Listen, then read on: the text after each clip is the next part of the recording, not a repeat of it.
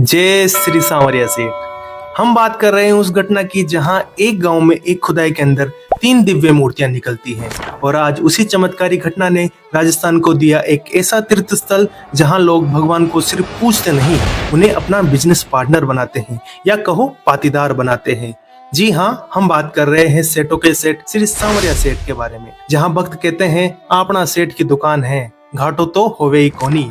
क्योंकि यहाँ विश्वास सिर्फ आरती और प्रसाद तक नहीं बल्कि हर सौदे में श्री सांवरिया सेठ की भागीदारी मानी जाती है। तो चलिए इस वीडियो में हमारे साथ हम आपको एक ऐसी यात्रा पर लेकर चल रहे हैं जहाँ श्री सांवरिया सेठ मंदिर का अद्भुत इतिहास, मूर्तियां प्रकट होने की चमत्कारी कथा, दर्शन और मंदिर की व्यवस्था के साथ साथ आपको हम रहने, खाने और दान देने की संपूर्ण जानकारी देंगे और उसके साथ आपको कुछ जरूरी बातें बताएंगे जो हर भक्त का दिल का रिश्ता जोड़ती हैं श्री सांवरिया सेठ से। तो चलिए शुरू करते हैं। राम राम दोस्तों, आज मैं हूँ सांवरिया सेठ की नगरी पे।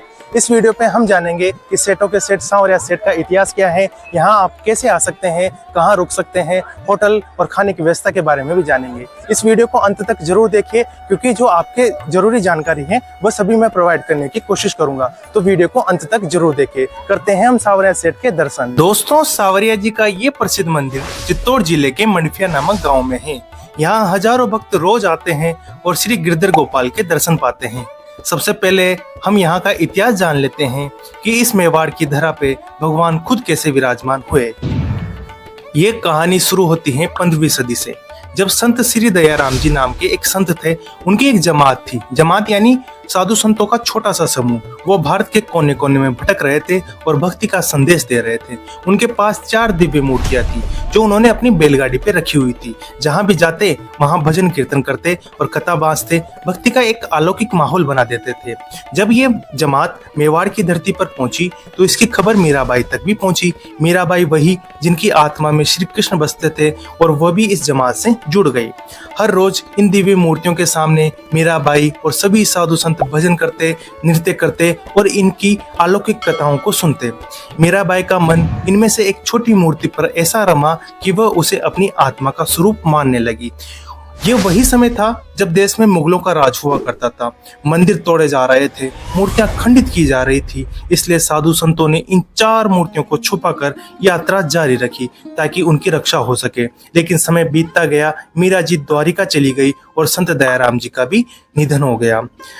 परंतु संतों ने ये यात्रा जारी रखी और सेवा करते रहे। उन्हीं मूर्तियों की और बैलगाड़ी में वो मूर्तियां स्थापित रही। करीब 60 साल तक की जमात ऐसे ही चलती रही, ऐसे ही भक्ति के गीत गाती रही।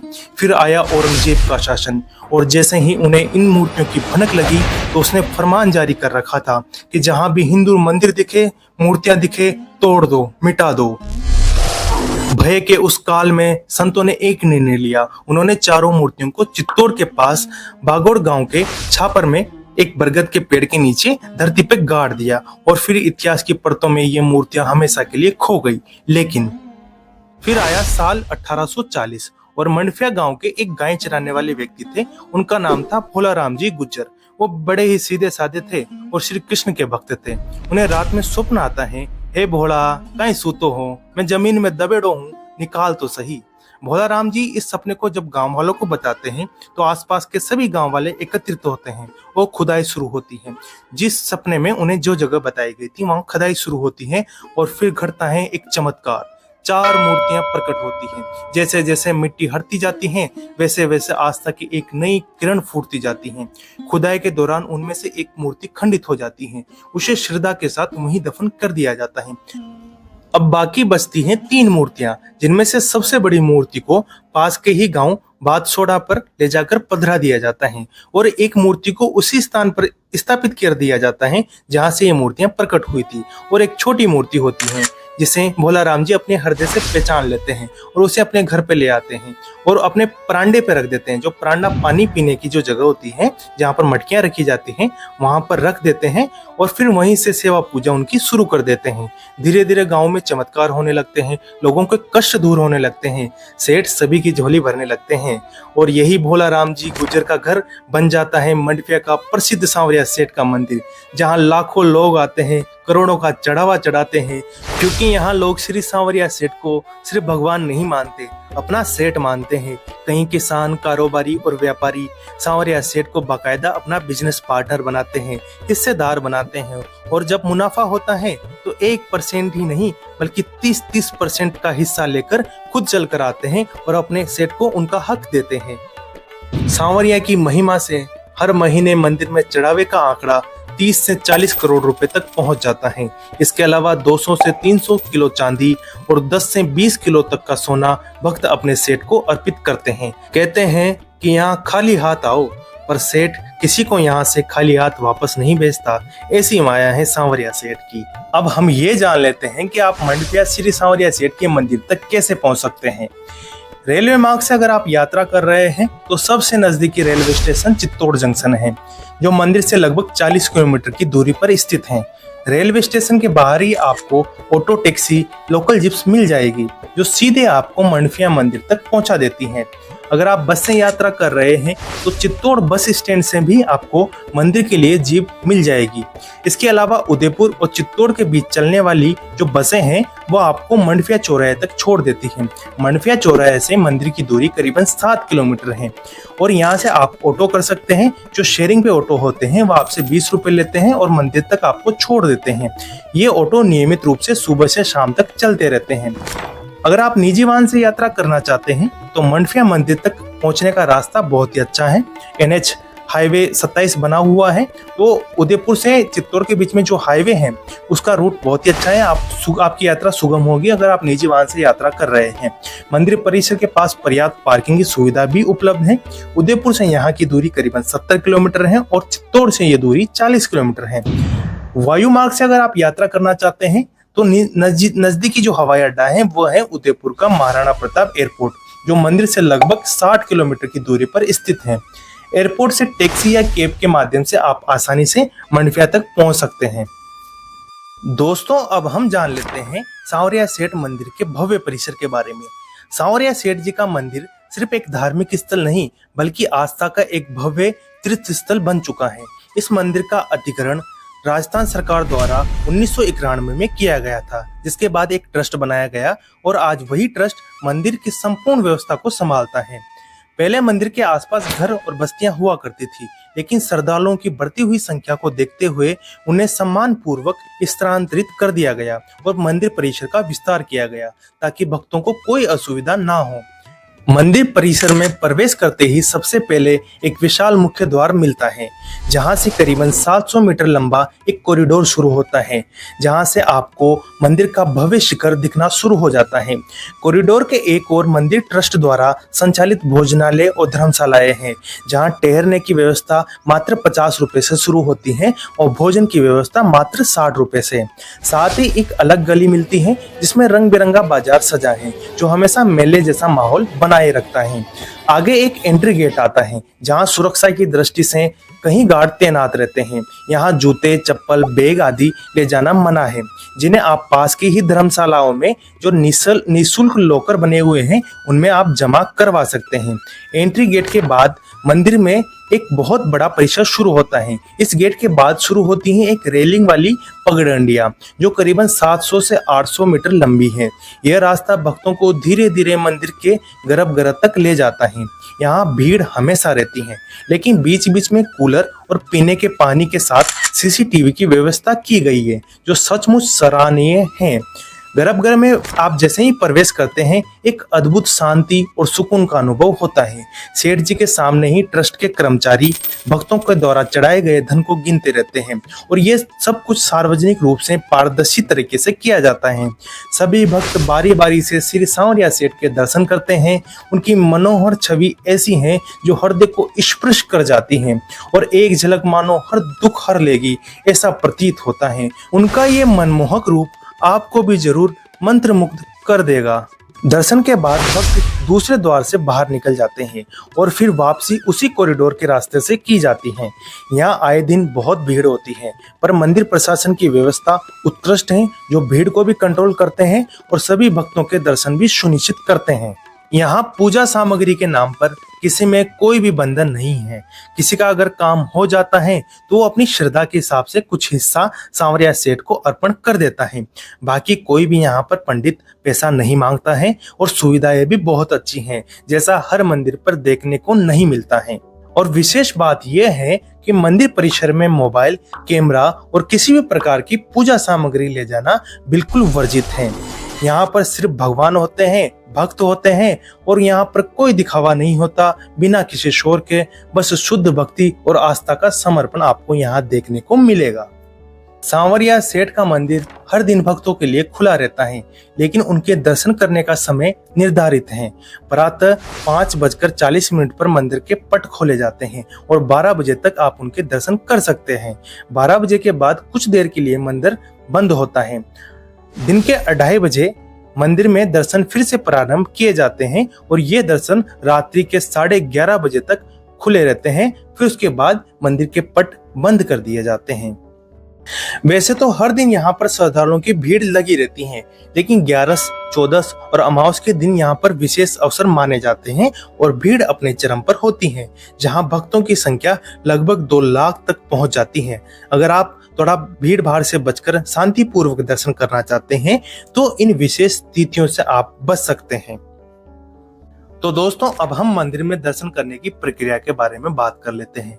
मंदिर के अंदर दर्शन करने के लिए जो लाइनें लगती हैं उसमें लगना अनिवार्य है। औसतन आपको दर्शन कर बाहर आने में 1 से 2 घंटे का समय लग जाता है, लेकिन इस दौरान आपको एक खास बात नजर आएगी। जब आप मंडफिया गांव की सीमा पर प्रवेश करते हैं तो सेठ जी की कृपा स्वतः ही शुरू हो जाती है। रास्ते में भंडारे, पेयजल की मुफ्त सेवाएं और प्रसाद आपको कहीं जगह स्वतः ही मिल जाते हैं। ऐसा लगता है मानो खुद सांवरिया सेठ अपने भक्तों का स्वागत कर रहे हों। अगर आप सामान रखने और ठहरने की व्यवस्था के बारे में जानना चाहते हैं तो मंदिर परिसर के ठीक सामने ही सरकारी ट्रस्ट द्वारा संचालित कुछ धर्मशालाएं स्थित हैं, जहां पर मुफ्त में लॉकर सुविधाएं उपलब्ध कराई जाती हैं। आप अपना ताला लेकर सामान को सुरक्षित वहां पर रख सकते हैं, जिसका कोई चार्ज नहीं है। अगर आप रुकना चाहते हैं तो 50 रुपए से कमरों की सुविधा भी इन धर्मशालाओं पे उपलब्ध है और आप वहां पर आसानी से कमरा ले सकते हैं। और पास में ही निजी होटलें भी उपलब्ध हैं, आप उन पे भी जा सकते हैं और अपना आरामदायक सुविधाएं प्राप्त कर सकते हैं। अगर हम पूजा सामग्री और प्रसाद के बारे में सच्चाई जाने तो ये है कि मंदिर के अंदर किसी भी प्रकार की कोई भी पूजा सामग्री या प्रसाद या फूल ले जाना बिल्कुल वर्जित है। कुछ लोग और कुछ दुकानदार आपको बाहर कहेंगे कि अंदर पूजा चढ़ती है, ये विशेष पूजा चढ़ती है, लेकिन ऐसा कुछ भी नहीं है। अंदर आपको कुछ भी चढ़ावा नहीं चढ़ाना, ना ही कोई पंडा पुजारी आपको अंदर पैसे मांगता है।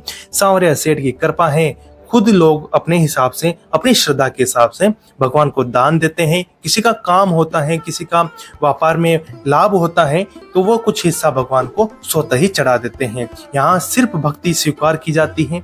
भक्त अंदर खाली हाथ जाते हैं, लेकिन सेठ जी कभी किसी को खाली हाथ वापस नहीं लौटाते। वो आपकी हर मनोकामना पूरी करते हैं। हर श्रद्धालु की यही अनुभूति है।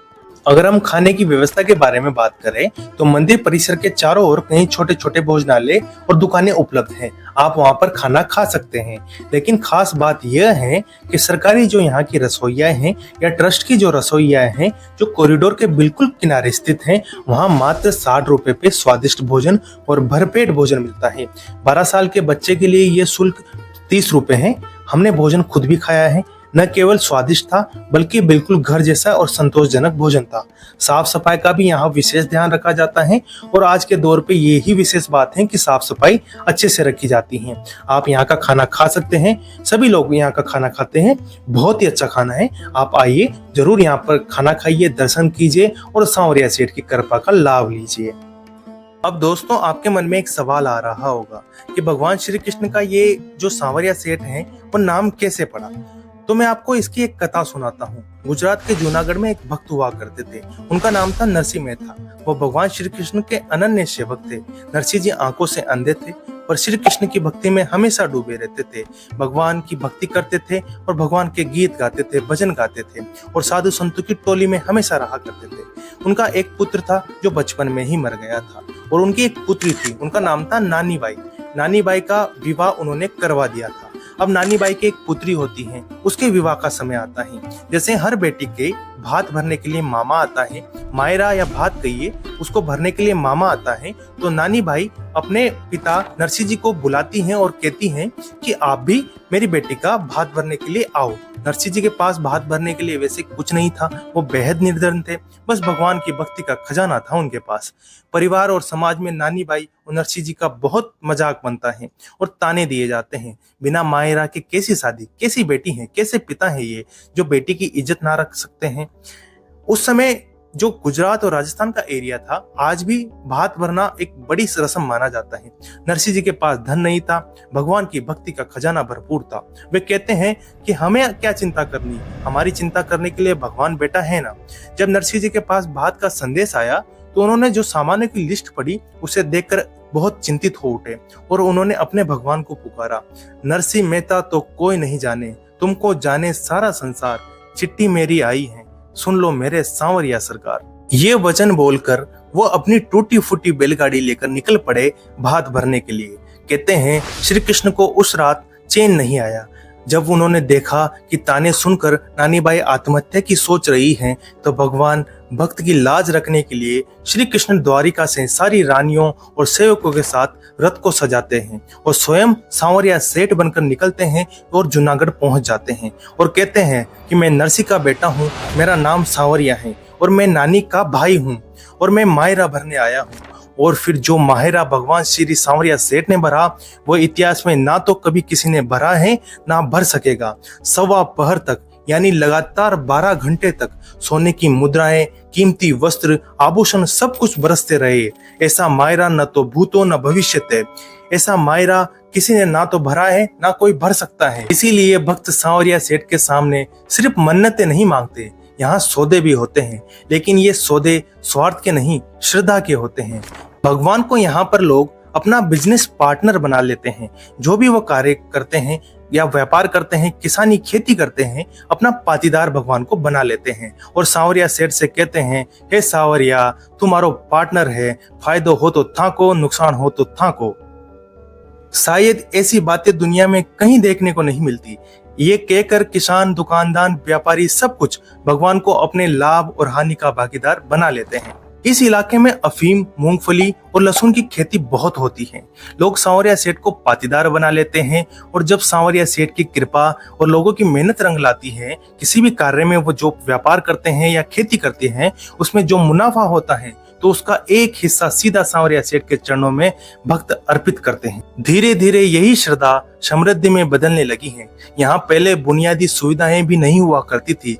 आज यहाँ पर मंदिर ट्रस्ट और सरकार दोनों मिलकर मंडफिया और आसपास के गांवों का विकास कर रहे हैं। सड़कें, अस्पताल, स्कूल सब कुछ सांवरिया सेठ की कृपा से धीरे धीरे बेहतर होने लगे हैं। ये इलाका पहले बहुत पिछड़ा हुआ करता था, लेकिन आज बस सांवरिया सेठ की कृपा है।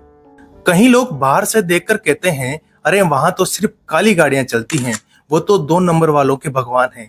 पर शायद वह नहीं जानते, इस दरबार में सबसे ज्यादा सिर झुकते हैं उन गरीब किसानों के जो हर साल बारिश के लिए, फसल के दाम के लिए अपने सेठ से दुआ मांगते हैं और जब मुनाफा होता है तो भगवान को जी खोल कर चढ़ावा चढ़ाते हैं। और रही बात काली गाड़ियों की, तो ये भी इस सेक्टर की एक पहचान है, क्योंकि मेवाड़, हाड़ौती और मारवाड़ के ग्रामीण इलाकों में काली स्कॉर्पियो या एसयूवी रखना रुतबे की नहीं, मेहनत की निशानी मानी जाती है। और ये मानो कि यहाँ के लोगों का इसमें अपना एक एकाधिकार है, क्योंकि यह गाड़ियां उन लोगों की हैं जो खेतों से उठकर मेहनत के बल पर यहाँ तक पहुंचे हैं। ये सिर्फ सांवरिया सेठ की कृपा से संभव हुआ है। सांवरिया सेठ के दर में जो भी आता है, कोई खाली हाथ नहीं लौटता। सांवरिया सेठ सबकी झोली भरते हैं। यहाँ भक्त सिर्फ भगवान को पूजते नहीं है, बल्कि उन्हें अपना हिस्सेदार मानते हैं, क्योंकि सांवरिया सेठ व्यापार में नहीं, भरोसे में निवेश करते हैं और उस भरोसे का जो ब्याज देते हैं वह समृद्धि बनकर लौटता है। बोलो जय श्री सांवरिया सेठ की जय। यहाँ आपको ऑनलाइन पेमेंट के साथ साथ सोने चांदी से बनी हुई वस्तुएं भेंट करते हुए लोग दिख जाएंगे। कई बार तो विदेशी मुद्राएं जैसे डॉलर, यान, रूबल में भी भेंट चढ़ाई जाती हैं, क्योंकि जो लोग बाहर काम करते हैं वो फिर जब यहाँ लौटते हैं और उनका कोई भी काम सांवरिया सेठ की कृपा से हो जाता है तो सांवरिया सेठ को वो अपना हिस्सा दे देते हैं। ऐसी है सेठ की महिमा कि लोग कहते हैं सेठों में सेठ सांवरिया सेठ। बाकी सब डुप्लीकेट। तो दोस्तों, अगली बार जब आप किसी कठिनाई में हो, व्यापार की कोई योजना बना रहे हो या जीवन में सिर्फ थोड़ी शांति चाहते हो, तो एक बार सांवरिया सेठ के दरबार पे जरूर आइए, क्योंकि वहाँ सिर्फ भगवान नहीं है, आपको सेठ मिलेगा और वो आपका हिस्सेदार बनेगा। जय श्री सांवरिया सेठ। तो दोस्तों, आपको अगर ये वीडियो पसंद आया हो, भावनात्मक और उपयोगी लगा हो, तो वीडियो को लाइक करिए, शेयर करिए और चैनल को सब्सक्राइब करना ना भूलिए। आपका एक लाइक, एक शेयर मुझे और भी हिम्मत देगा। ऐसे ही वीडियो मैं आपके लिए लाता रहूंगा, इसलिए चैनल से और मुझसे जुड़े रहिए। आपका एक लाइक एक और झोली भर सकता है श्री सांवरिया सेठ के नाम। जय श्री सांवरिया सेठ।